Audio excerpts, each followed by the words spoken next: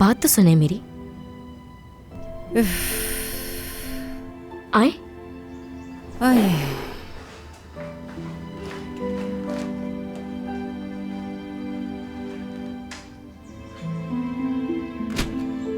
तो इसका मतलब सिनान आयशा का बेटा है। सादिया साहिबा को तो मैं एक टाइम से जानती हूँ। वो तो इस किस्म की बिल्कुल नहीं लगती कि अपनी औलाद का सौदा करेंगी। कोई तो बात जरूर है जो छुपी हुई है।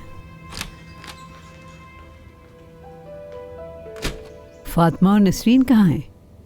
नसरीन को फातिमा से कोई ज़रूरी बात करनी थी, इसलिए दोनों साथ चले गए।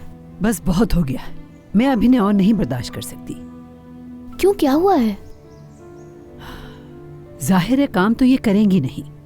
अब सफाई करने के लिए मुझे बाहर से लोग बुलवाने पड़ेंगे। अरे सफाई में तो मैं आपकी मदद करवा दूंगी मरियम आपा। नहीं अमीना, ऐसा नहीं हो सकता। मैं तुम्हें कभी कभार किचन के काम के लिए बुलवा लेती हूँ, मगर ये सब बहुत ज्यादा हो जाएगा। करीम साहब के खानदान के 6 लोग हैं, सबको संभालना काफी मुश्किल हो जाता है। इन माँ बेटी की कामचोरी ही नहीं खत्म होती।